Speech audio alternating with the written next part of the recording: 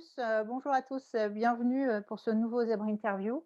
Alors j'ai le plaisir aujourd'hui d'être, avec Meryl Moser qui nous fait un petit coucou de Suisse. Bonjour Meryl. Bonjour Monique, merci pour l'invitation. Bah, merci à Heu, toi.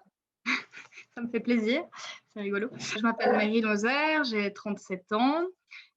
Comment dire? Je suis à la base mon métier est un peu particulier parce que c'est pas du tout ce que je voulais faire à la base, même si ça rentre dans le cadre de mes envies, d'enfant. En fait, quand j'étais petite, je voulais être super-héroïne. Mon père m'a expliqué que ce n'était pas possible, j'avais pas de super pouvoir. Donc, du coup, je me suis dit, ben, je vais être peut-être clown, au moins je vais pouvoir faire rire les gens, être dans l'empathie, etc. Et puis, je me suis dit que c'était ennuyeux de faire que rire les gens. Donc, j'ai voulu faire pleurer aussi les gens et puis leur faire ressentir plein d'émotions et les sauver concrètement, mais dans le monde de l'acting, quoi. Donc, je voulais être comédienne. Enfin, je suis comédienne, du coup, j'ai fait l'école de théâtre à Paris. Et puis j'ai toujours voulu écrire aussi, raconter des histoires pour faire rêver les gens, pour les réveiller peut-être à certaines choses, à évoluer. Et même moi, ça me fait évoluer d'écrire. Et surtout, j'ai toujours un milliard d'idées dans la tête à la seconde. D'ailleurs, là derrière, c'est un de mes scénarios qui existe depuis 20 ans à peu près dans ma tête parce que chaque nuit, en fait, je rêve d'un monde dans lequel je vis et où je connais en fait tous ces personnages par cœur et j'ai 300 pages explicatives, faune, flore, géopolitique, politique, etc. Enfin, c'est un monde entier expliqué. Et là, j'ai décidé d'écrire mon premier livre pour mon anniversaire l'année prochaine. Donc, il faut que je me bouge un petit peu. Mais c'est quelque chose que j'ai dans la tête depuis très longtemps. Et du coup, je me suis dit qu'en faisant comédienne et auteur, ça me permettrait non seulement enfin, disons, de m'échapper de ce monde où je comprends pas forcément tout, parce que je suis pas hyper à l'aise dans ce qui se passe tous les jours en face de moi. J'ai toujours été pas nulle à l'école, mais j'ai toujours détesté l'école. J'ai toujours passé à la raclette, désolée pour l'expression raclette, hein, on est en Suisse, mais j'ai toujours passé limite en faisant rien. J'ai toujours été dans les meilleures classes en faisant rien, mais en fait, je réalise maintenant ça, parce que j'ai toujours cru que j'étais vraiment nulle. J'ai toujours cru que je n'étais pas intelligente. Je me suis toujours rabaissée par rapport à ça. J'ai toujours eu des relations par rapport aux autres en me, ouais, en me rabaissant vraiment et en estimant que je valais pas les autres. Et j'ai une amie petite qui m'a dit, mais toi, tu as l'intelligence du cœur. Et ça m'avait déjà un petit peu rassurée. Je m'étais dit, je suis pas si bête que ça. J'avais fait des tests QI catastrophiques parce que j'arrivais pas à me concentrer, donc j'arrivais en dessous du seuil d'intelligence possible. Donc c'est juste que je n'ai pas envie, quoi. Ça m'ennuie concrètement. Et puis, je me suis toujours sentie un peu à l'écart, un peu différente. J'ai toujours vu des choses que les gens ne voient pas forcément. Maintenant, oui, je suis connectée à pas mal de gens comme moi, donc c'est hyper agréable. Euh, c'est vrai que mon monde cinéma était très facile pour moi, pour mon avenir. En fait, je me voyais vraiment bien là-dedans, d'autant plus que mon père était exploitant de salle de cinéma en Suisse, et son père avant ça. Et donc, aujourd'hui, qu'est-ce que je suis? Exploitante de salle de cinéma en Suisse. Je me suis retrouvée à reprendre le boulot de papa. Comme on a ces salles depuis plus de 88 ans maintenant, enfin depuis 1933, pour moi c'était quelque chose qui me tenait à cœur, vraiment que ça reste dans la famille. Mais c'est pas du tout le job que j'avais envie de faire. Être entrepreneuse, c'est pas du tout mon kiff. Moi, je suis beaucoup plus artistique. Être dans un bureau, ça me fend le cœur concrètement. J'en suis malade à chaque fois que je dois y aller. Donc, depuis que je bosse à la maison, je suis ravie.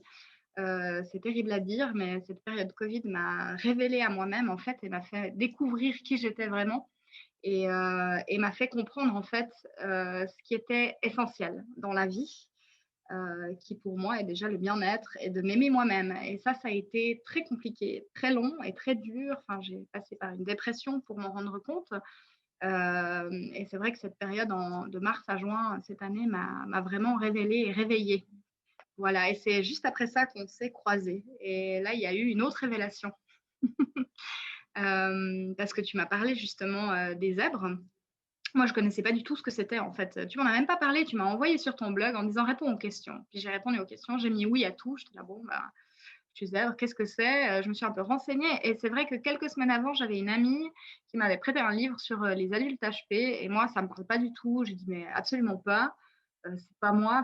En quoi je suis pas plus intelligente que quiconque, bien au contraire. Et ça me mettait vraiment très mal à l'aise en fait. Mais je me rends compte quand même, après plusieurs années de psychanalyse, enfin pas psychanalyse, mais j'ai été suivie par des psys, que j'aime bien aller vite, me comprendre vite, mais vite dans la mesure de mes capacités. Et, euh, et je pense que je suis pas bête du tout, en fait, mais pas de la même manière. Je sais pas comment expliquer ça. Voilà, et c'est vrai que quand tu m'as parlé de ces zèbres, ça m'a fait un peu un électrochoc. Je crois que c'était la première séance qu'on a fait, et ça m'a ouvert un horizon que je connaissais pas, et depuis ce jour-là, je crois que les 2 semaines qui ont suivi cette semaine-là, cette journée-là, j'ai rencontré un zèbre par jour minimum, quoi, et quand je dis rencontrer, c'est que les gens sont venus à moi en me disant: «Tu serais pas zèbre par hasard?» J'étais là: «Ben, il y a 2 jours encore, je ne connaissais pas le terme, mais apparemment oui, donc bah, parlons-en, je ne connais pas». C'est comme ça que j'ai rencontré la personne avec qui je suis aujourd'hui, et qui est une des pas une des premières choses qu'elle m'a dit, mais ça en fait partie, quoi, et c'est vrai que c'est génial parce que je me rends compte qu'on me comprend enfin. J'ai plein d'amis avec qui je m'entends très bien et qui me comprennent. Je pense qu'il y en a 2-3 de zèbres parmi eux, c'est vrai. C'est vrai que la plupart des gens, même au travail, j'ai souvent tendance à avoir un problème à m'exprimer parce que, enfin, j'ai l'impression que c'est tellement évident dans ma tête, je fais vraiment les liens entre tout, puis on me regarde genre: «Mais tu racontes quoi?» Et c'est hyper frustrant parce que je sais ce que je raconte, je sais ce que je veux dire, mais j'arrive pas à être comprise, quoi, et c'est terrible, et ça, c'est dans la plupart des cas. Donc voilà, en gros, je sais pas du tout si j'ai répondu à la question. J'ai raconté plein de choses. Voilà. Ben si, tu as même, répondu à la deuxième dans Ah! la foulée. C'est comment tu as découvert tes rayures. Qu'est-ce que ça t'a fait finalement d'apprendre ça, de réaliser ça?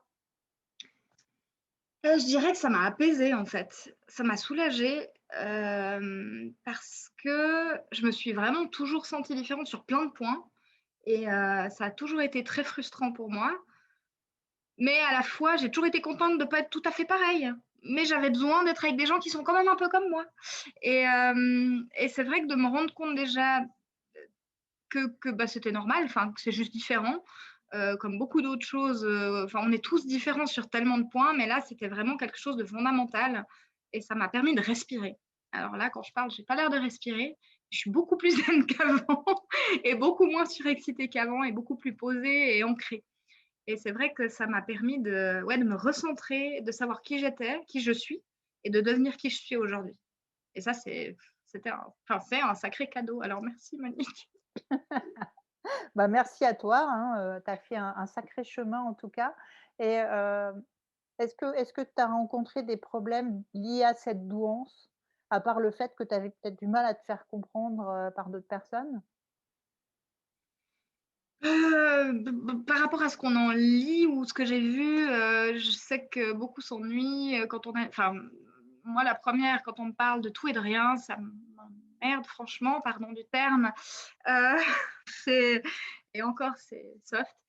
J'ai toujours eu besoin d'avoir des discussions profondes en fait et qui allaient loin, et je suis quelqu'un d'hyper curieux qui veut pas tout savoir parce que, bah, il y a des choses que je saurais jamais et puis que je pourrais jamais apprendre. Il y en a d'autres que j'apprends hyper facilement et c'est OK.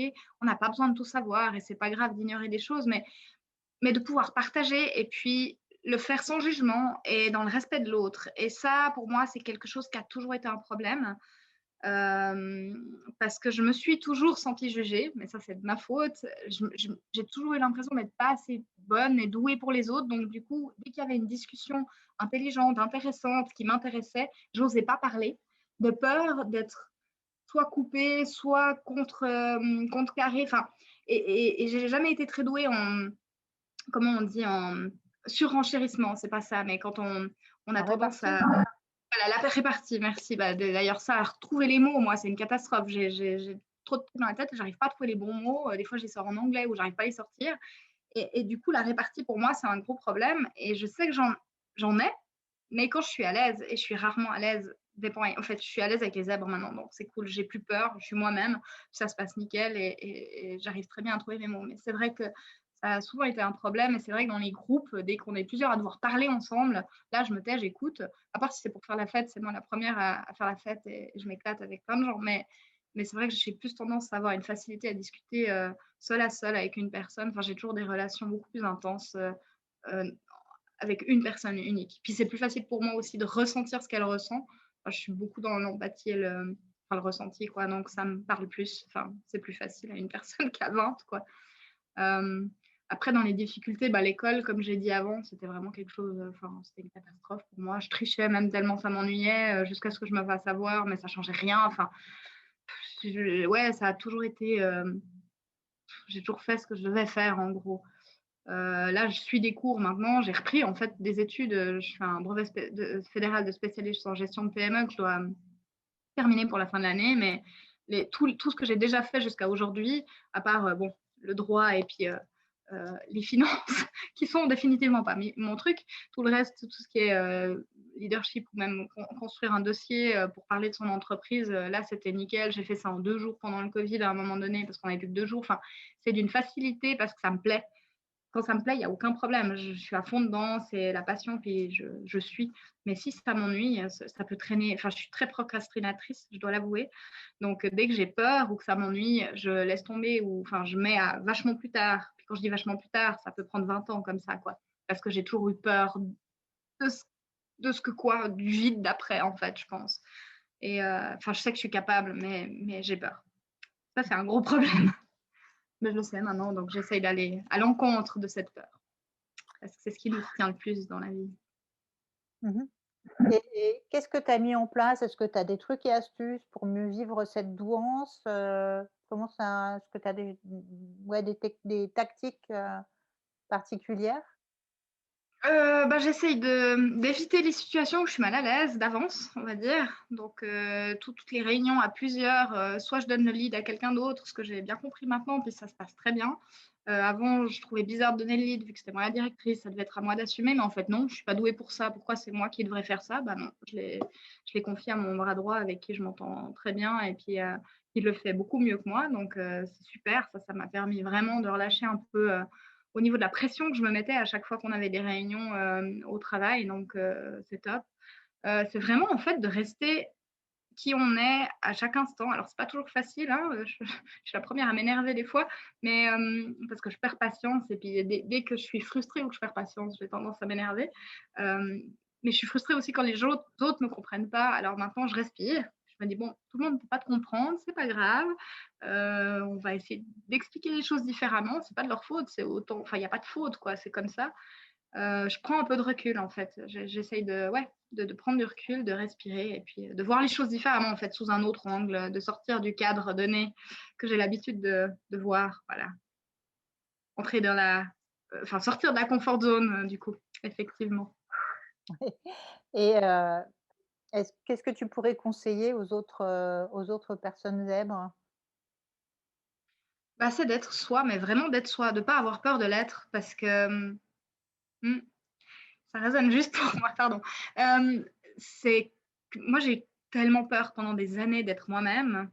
De peur de déplaire en fait, de peur de pas être aimée, de peur d'être rejetée, de peur d'être abandonnée, enfin voilà, que, ben, j'ai pendant longtemps été la personne que je pensais que les autres voulaient que je sois. Donc j'ai fait le caméléon au lieu du zèbre et le caméléon, ben, en fait, ça va pas, c'était pas moi, et quand je me suis trouvée être moi, ben, ça a été beaucoup plus naturel et beaucoup plus facile en fait de converser avec les gens autour de moi.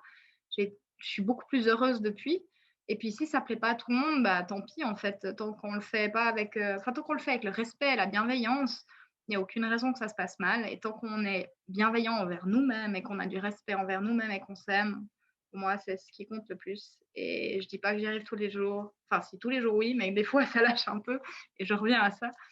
C'est un long exercice, c'est beaucoup de travail, mais une fois qu'on y arrive et qu'on le touche, bah, c'est du bonheur un peu tous les jours et ça, c'est merveilleux et ouais, je me suis jamais sentie autant heureuse dans ma vie, que depuis ces derniers temps, depuis que j'ai découvert tout ça, en fait, donc j'ai découvert des personnes dans ma vie qui la partagent maintenant, qui me font un bien gigantesque, je suis en lien avec ma famille, de manière beaucoup plus paisible et en lien avec le boulot de manière beaucoup plus paisible aussi. Je sais vraiment où je veux aller, je sais mon but dans ma vie et ça aussi, c'est quelque chose d'incroyable de savoir où on va et pourquoi on y va.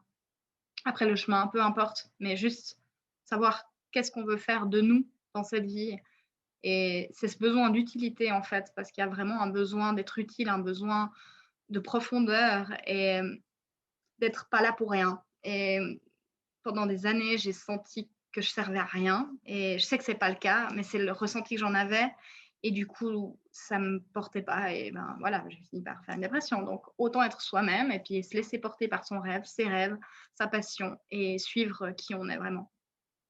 Voilà, Ouais, être suivre qui on est. soi-même, c'est vraiment, oui, un super conseil, être soi-même, tordre le cou au syndrome de l'imposteur, tordre le cou au faux self, ça fait du bien quand ça s'arrête tout ça.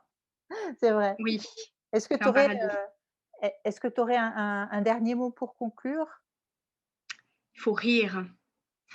Ah, Sérieusement, il faut rire. C'est enfin, j'ai jamais autant ri aussi dans ma vie que depuis ces derniers mois et ça fait un bien énorme et ça débloque tout et il y a comme si toutes les énergies se mettaient en place pour te dire: «OK, ça c'est ton chemin et tu y vas». Ça te fait juste du bien et puis ça fait du bien aux autres autour de toi aussi donc pourquoi s'en priver? Mais il faut pleurer aussi, c'est bien aussi de pleurer, mais il faut rire. eh ben, merci pour ce super témoignage, Meryl. C'était un plaisir de Merci te à toi aussi. revoir et effectivement, ben, rire, c'est pas mal et ça fait du bien aussi. Bon et ben, je te remercie beaucoup pour ton témoignage, bon courage pour le confinement en Suisse et bah, à très bientôt. Salut tout le Oui, monde. à très bientôt, merci.